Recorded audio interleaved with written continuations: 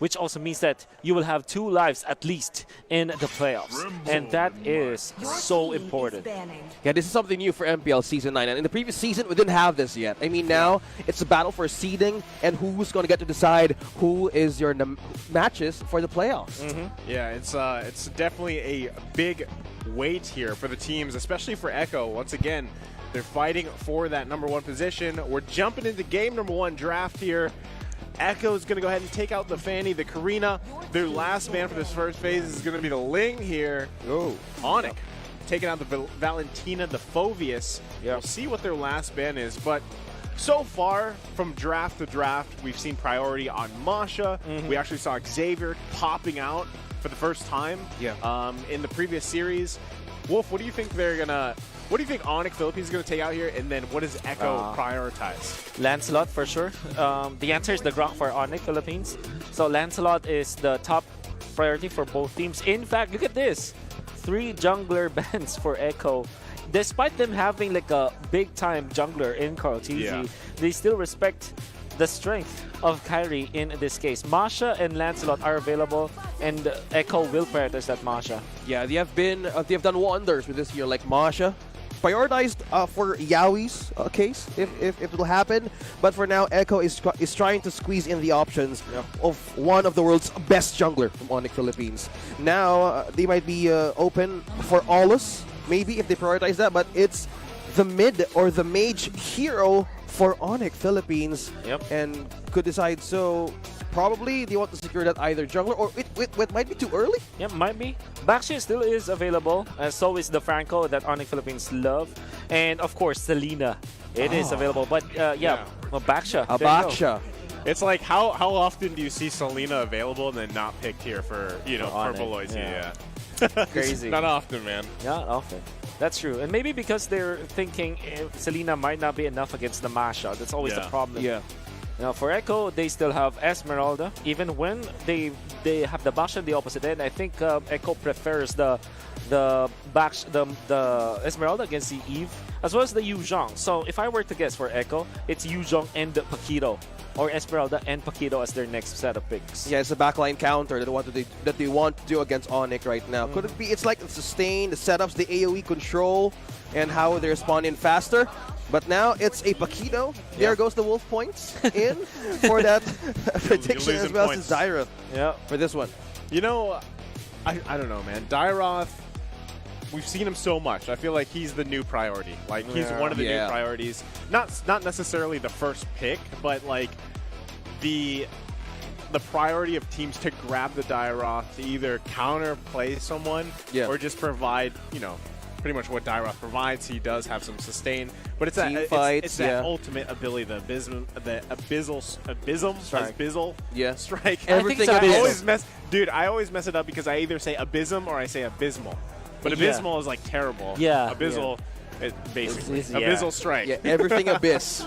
Everything is it's dangerous. You know what I just say during cast? I just say abyss strike. You just slur the end of it. Wow, look at that abyssal strike. The abyss. The abyss strike. Well, ONIC Philippines is going to actually take the Wanwan here.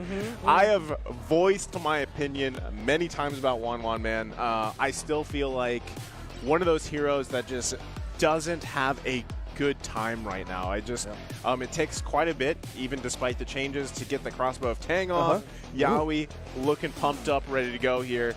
And the heartbeat. Well, yeah. I don't know how I feel about the 1-1 pick, man. Oh, the Farsa. Okay, so at least they're setting up for this 1-1 pick. You ban out Farsa, maybe you ban out the Lilia next. And for Echo, it's going to be the Angela ban, as it is, one of the stronger heroes out there as it's in the meta game. For ONIC Philippines, I think you can also consider the Yuzhong, as it is still a viable option. We know for sure that Manicutie plays it, and they play it against the 1-1 against the Eve. It's going to be great. Although I will not be surprised if it is going to be the Lilia. So either of the two, I'm looking for the bans of ONIC Philippines. Yeah, the reset factor, the counter go for Echo here could be the best option. But for ONIC here, against a Dairoth, I mean, Esmeralda could be picked here as well. A good counter. We were talking about XP lanes, right? right? Echo, one of the signature move that they've done is they have this double fighter setup, always. Yep. You know, the damage at the late game, but now it's a sustain factor, but still it's a Yuzong. ONIC secures that counter pick or the backline entry for the Eve. Yeah, they don't want to give that. They don't want to give the Yuzhong over to Echo because, I mean, whenever you lock in an Eve, you're a huge win condition for you is the real world manipulation, setting up around objectives, especially Lords later on. We like to call it the death box sometimes, you know, and you definitely don't want that to be interrupted. Now, that's not to say Echo doesn't already have the tools. You're talking about Paquito here, moving and grooving, jabbing everything. Masha, tons of speed, especially with mostly sprints, right? So there's still a lot of tools for Echo to deal with Eve here. Now, ONIC Philippines has to complement so far Wanwan and Eve, right? They need to be able to protect that. That's right. Wolf, what's it look like? Not be surprised if it's Rafaela or Diggy or Hilda. Yeah, right. So we saw this previously. Hilda is a decent. It kind of forces Echo to still pick up the Esmeralda, honestly. It's great versus Hilda, decent versus the Eve. You can put it in the gold lane as well to be played by Benny Cutie. I will definitely not be surprised about that. Or maybe they can go back to the Lunox or a Claude, right? So these are the heroes that the Benny Cutie can play. Yes, they pick up immediately a Hellcurt. Ooh. Wow. A Hellcurt for Echo here, just to counter maybe.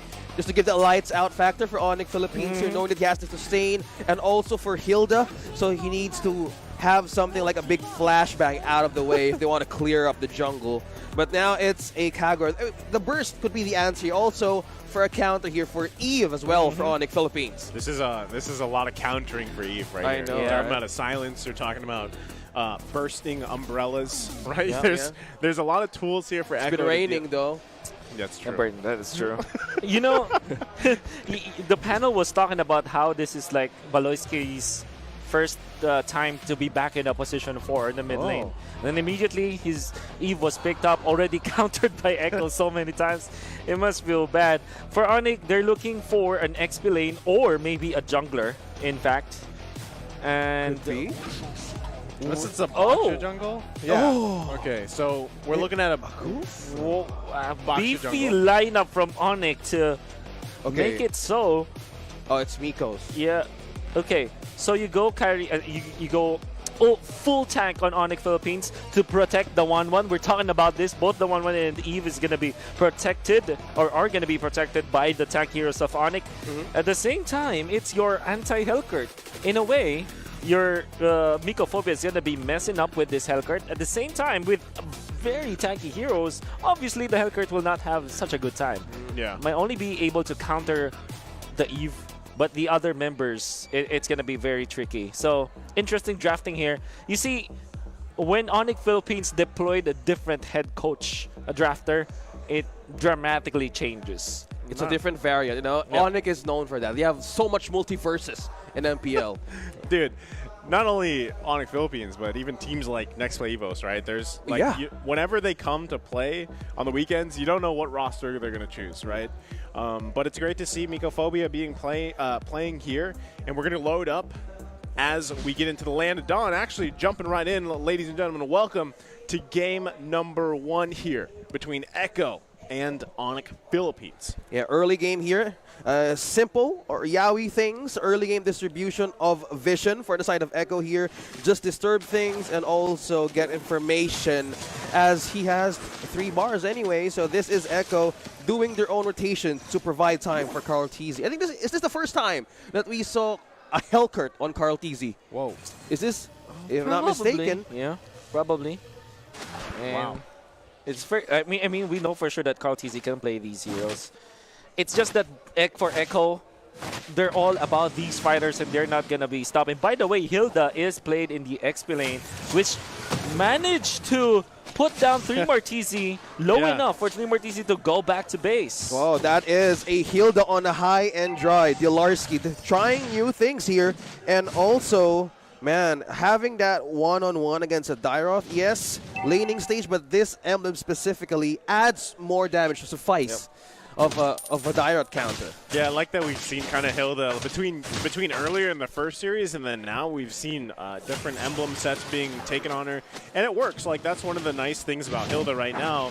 And you can even play her in the side lane, right? You don't have to necessarily always roam with her. Yep. But what I'm wondering here is later on how this Dairoth, once again, is going to be utilized by 3mar, how, especially setting things up. If you think about it team composition-wise, he is still a big aspect for Echo's success here. Yep. Because if you think about it, if Carl TZ misses something, then Dairoth can usually set stuff up even with pure damage base coming out, while on the other side, Kurtizi is going to be relying on for that magic burst damage. Look at this. Echo already starting with the turtle fight. Yep. Early movement here for Echo. Not sure if they're going to actually be able to take this one away. That is. Manipulation coming down. Turtle not for the taking. They focus on them, grabbing the double kill. 3mar. But responding to the other side, ONIC Philippines grabbing 4 kills. Wow. Talk about action early on. That's 4 out of Echo early game.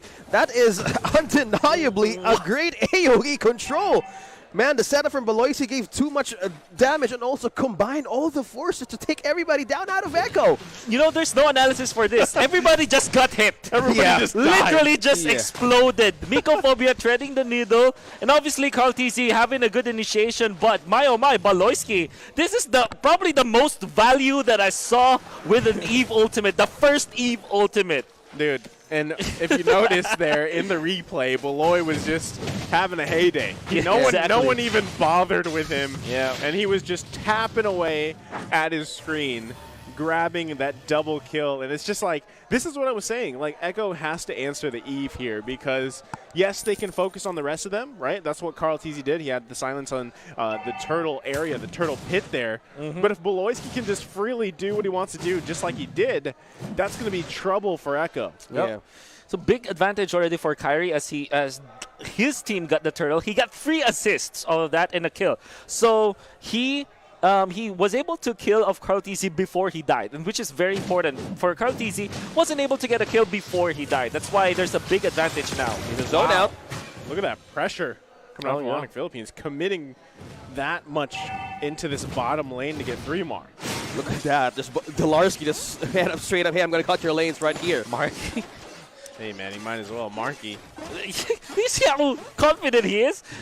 It's very peculiar to me, like the 1-1 actually managing to bully out 3 members of Echo. That's even true. There's the setup. 3mar is going to be in trouble here, trying to get that strike off. Mycophobia still alive. He's still alive, man. He calculated that jump, and especially now they gave away to get this second turtle against Echo. Yeah, I don't think they're going to freely get it, though, because Yawi's here, making sure that he has the vision. The rest coming towards this turtle. We'll see how it plays out. And again, Kyrie now joining the party, the rest of the squad coming as well. So this is pretty much going to be a battle once again for the turtle. We'll see if it's as bloody as last time. Let's go. Let's see it for ourselves. The charge up is here. There we go to knock up. Yawi's got to be careful. Real World goes down. They are focusing on Beloyski. That's going to be secured by Echo, though, but look at the damage coming out. Oh, wow. Falling Beloyski after another shutdown. Wow. Goodbye. It's a 1-for-3 trade. Well, that's clearly a win for Echo. The turtle plus 3 members of ONIC Philippines. Plus, this gives an advantage for the bottom lane to push over the lanes as well. So we can see in the replay that Yawi did so much.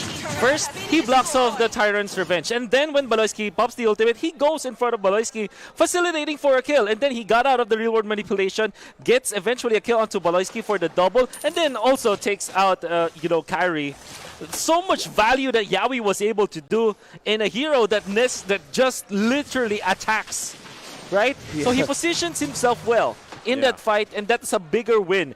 This Turtle 2 fight completely erased the advantage that ONIC Philippines had in the first few minutes of the game. Man, we're 6 minutes in. Look at the bloodbath here. Yawi, you got to give it up to him. He's doing a great job at doing what Masha does best, right? Providing vision. You have 3 health bars. Why not? Yeah, they have been using this hero perfectly. Again, for Yawi, he's done on sets, and specifically now, he tried to take on the general here.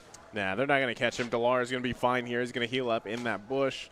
And right now, again, this is pure burst potential coming out from Echo. But they have to be careful because ONIC Philippines, like you guys mentioned, team-wise, they have great tools. I mean, we're talking about, you know, the Eve Ultimate. Mycophobia is finding the connections that he needs to. So pretty much Echo has to just rely completely on the burst damage coming out from Carl Teasy and Kurteasy. But right now in the top lane, Dolarski once again gonna move and groove. He's so fast. Breaking the ankles of 3 members of Echo. He just went there, just break the tower. I'm off. I ain't no so fast. business with you guys. What was that? It was just sprint and the passive. Do you see how fast that was? He just activated. I needed to get this clear fast enough. Oh my god. Oh, but Yawi here. He goes back. Yaoi's gonna actually get the heal off here. Oh, he has one more bar. Getting that, getting what a clutch energy. Clutch heal. Little clutch energy there. Now they're focusing on Dolarski. Meanwhile, the turtle's going to be worked on. They secure that. ONIC Philippines happy with that. They're going to back off and reset here. Yeah, the Bush of Youth for Dolarski there. No matter how many times he absorbs damage, he has this time to regain that energy. Right now, looking at the gold advantage, 1.4 gold lead as of now, and it's being also matched by Echo by the minute because in here we were talking about Carl Teasy activating this combo hit here because if he misses this, that's a one opportunity missed. But for now, I think they're more focused on getting on the objectives in on how to counter ONIC for the late game. Yeah, it's a tough situation here, but ONIC Philippines, I mean, even with 2 turtles secured, the minor gold lead that they have, they have to just be careful of, once again, clumping up. Like, that's their biggest disadvantage here against what Echo has drafted. If they're clumped up too much, let's say even 2 of their players, they will get bursted down and have a huge disadvantage. Yeah, this time around, Fiery. I thought for sure that ONIC Philippines' lead is off of Marky as he's left untouched in the early stages, but apparently Benikudi has a little bit of a gold advantage over Marky. So this is great for Echo. Come the mid-game, they have all the tools. For ONIC Philippines, they will have to wait for Marky to get a Wind of Nature and many more defensive items before he's able to fight. But until then, ONIC Philippines are still ahead. This is because of Baloyski and Kari having the better shot compared to their lane matchups. Yeah, they need to buy time for Marky here at all costs because in order for this lineup to work, there's an activation time for this. And for Echo as well, they're not engaging in messy team fights as well, but I think right now, he's trying to get in with information setup here. Wow, Dolarski gets deleted here, but now the answer back. Benikuti's got to bob and weave and jab out of there. They're going to chase him down. Not sure if they're going to be able to do it, but there's a Marky. Pop the crossbow of Tang. That's Here a blackout. You go. The blackout comes out. It's a kill. And that is the burst damage that we're talking about. Meanwhile, up in the top, that's going to be a kill going over there. 2-3 down for ONIC Philippines. Echo losing 1, finding the tier 1 turret plus the Lord. Oh, that's clear the good win for Echo there. What they did back there, they waited for the right time to use that ultimate of Kartizi to counter ONIC Philippines. It's not the initiating team fight combo. They need to delete one in order to make it work. It's lights off for ONIC there, but clearly they need to stay intact on what they're headed for. Literally lights off. Yeah. Such a big macro play from Echo. You're going to love that. And this is the reason why they're called the super team anyways. They can execute properly. At the same time, they know when to fight. And this is like their signature lineup. We're talking about how the mid-game power spike is in favor of Echo. And that's exactly what happened in there. Carl TC just popping the ultimate at the right moment. Benikudi actually dodging the Tyrant's Rage so that he's not going to be locked down. Bought enough time for ONIC Philippines bought enough time for Echo to come back and punish with that Carl TC ultimate. Eventually punishing Marky. And now they get the Lord in a middle lane turret. Everything is going in favor of Echo now. Yeah, Marky's got to be careful here. Yep. He's going to They sensed it. vision. Yeah, they know he's there. But the rest of ONIC Philippines here, Yawi now going to again. put the pressure. Marky's going to get silenced and lights out once again. Taken down here. Happy with the kill. Carl Teasy does fall as well. Now the Lord's still going to be for the taking. Kyrie trying to do his best, zoning them out, trying to take care of the Lord. Meanwhile, Benikudi pushing the top lane. ONIC Philippines committing a lot to this bottom. Oh, Yawi from the back. It's not yet over. He's eventually going to go down here, but Yawi is happy with that. Able to get one deep into the base here. And now Echo expressed in full force. Would you look at that? How Yawi set that up? The utilization of the passive of a Hellcurt. Man, the race advantage knocks off all the CC right after. So the moment, it's the element of surprise for Echo to do it for ONIC. And they didn't expect coming in from the back. What a beautifully orchestrated draft coming out from Echo. They comboed out the Masha with this Hellcurt ultimate so that it's a free pass. You can't stand. If you're Marky, you only have one Needles and Flowers, which means that you only can cleanse one crowd control. But for Echo, they don't even need it. They just literally jump in front of Marky. You can see through the replay. Yawi, not a care in the world with that conceal play, and then the darkness. They just jump literally and throw everything onto Marky. Eventually, they will lose Kaltisi because of this. And Eve, what a great ultimate coming from Boloyski, but the damage has been done. Top lane was pushed out. The macro play from Echo was already great, right? They got the micro outplay, and they also got the macro outplay of this. And then Yawi eventually finishes up the job. Everything going in favor of Echo. That was beautiful to see. I'm going to say it again, man. 1-1. I don't really like 1-1 right now in the current just meta that's going on here. And yes, it's worked from time to time, but you can see the disadvantage of having 1-1 on the team. I mean, also Yawi, you know, being able to go in with those 3 health bars and just kind of take those turret shots, put pressure, paired with the Carl TZ Hellcurt here, it's a disaster for ONIC Philippines. And Marky, the only way that you can play around that is literally sit in a bush, sit back, wait for Echo to make a mistake, hopefully.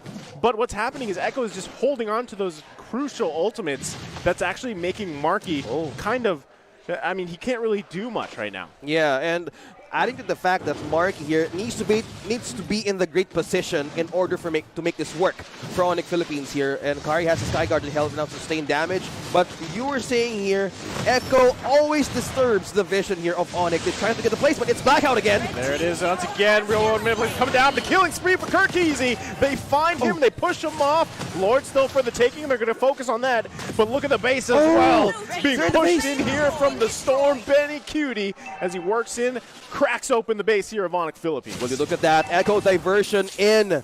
Benny Cutie, the Storm, he just literally circled around. Yeah, take the Lord.